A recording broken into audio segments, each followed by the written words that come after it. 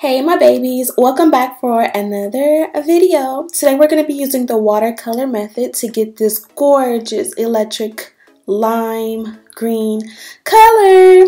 This was some 613 blonde. It was sent to me by the company Westkiss, and it took me about 10 minutes or less to transform it into this beautiful color. And when it's wet, it's a little bit more lime green and vibrant, and then when it is dry, you see the difference. These are the bundles here. I got 4 bundles and a frontal. Of course, this is 613 blonde hair. The frontal is a 13x4 lace frontal. It's 20 inches. The bundles are 20, 22, 24, 24. I used 2 of these wig caps here and constructed a quick weave wig. Yes, you can see glue in there because yes, this is a quick weave wig. We're gonna put it in water and it's gonna be a-okay. I've already went ahead and added my elastic, and these are the 2 colors I'm gonna be using here. I picked them up from Sally's really quickly. This is the Manic Panic, and I have the color linked down below. I'm going to use this entire jar, but I'm going to pour it in gradually just to see and give you guys a color step color test every step of the way. And then in the end, I'm going to add a few drops of the Arctic Fox just to deepen it a little bit. So this is a whisk, and I'm just going to go ahead and blend that together. And all I did was I added a pot of water. I just used like a nice sized pot, filled it up in the sink with water, dumped it in, and now we're adding the color.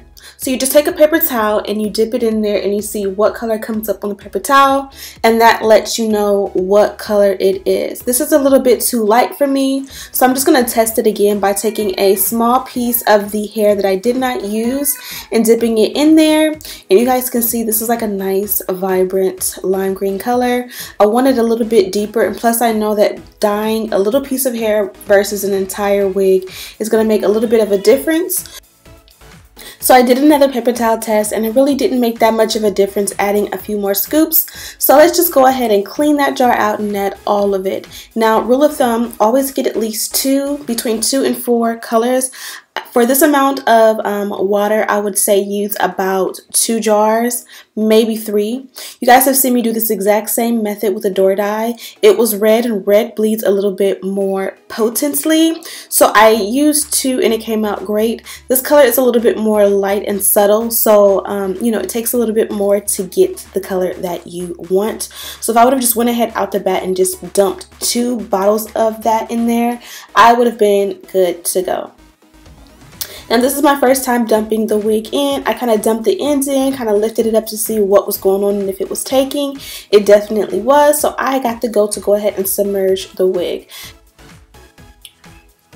Now, I will go ahead and leave my original video like this one linked down below where I dyed hair Rihanna red from blonde. That one is so beautiful. You guys love that one so much. But again, I'll repeat. When you dip blonde into red, it's going to take literally instantly, and it's not going to, you know, give you any problems. With the lime green, I kind of felt like I needed to go in there and wiggle it just a little bit with my fingers to get in between the tracks, just because the green is a little bit more shy than the red, and, you know, it needs a little bit of help. So I submerged it and I kept it underwater, or the watercolor, for about 30 seconds. It still was a quick process, but just make sure that it is bleeding through, especially if you don't have as much dye.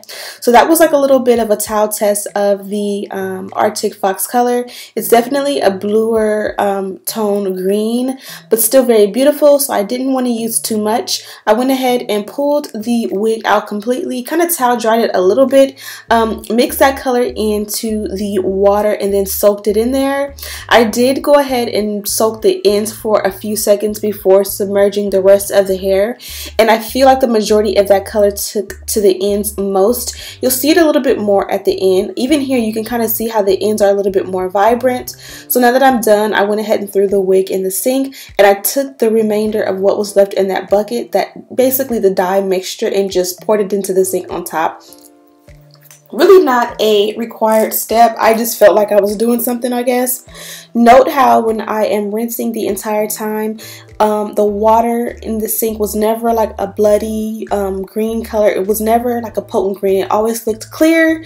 So that lets you know it doesn't transfer that bad. I'm going to take that deep conditioner that I had just posted, and I deep conditioned the hair, detangled it really good, and then I towel dried it with a shirt.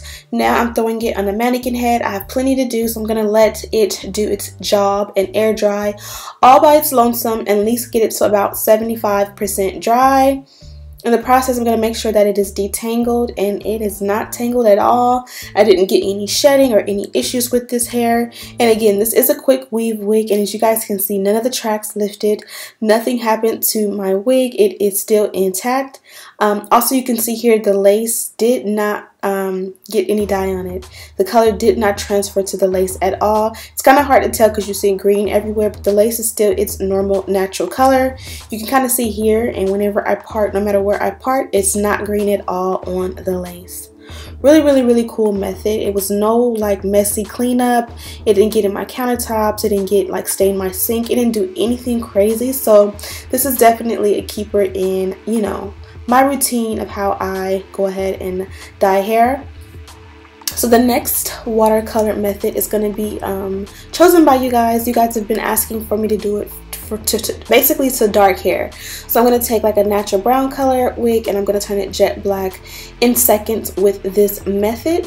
And while I'm talking, I'm just doing a little bit of the customization to this wig. I did most of it off camera because I basically did every single step I do in pretty much every single one of my videos. I tweezed the hairline really good. I used my foam lotion to part it and to get rid of the flyaways. I silk pressed it really good. I used an edge control to go ahead and swoop the baby hair once it was trimmed down. And then I added a scarf while I did my makeup, and boom, such a beautiful wig.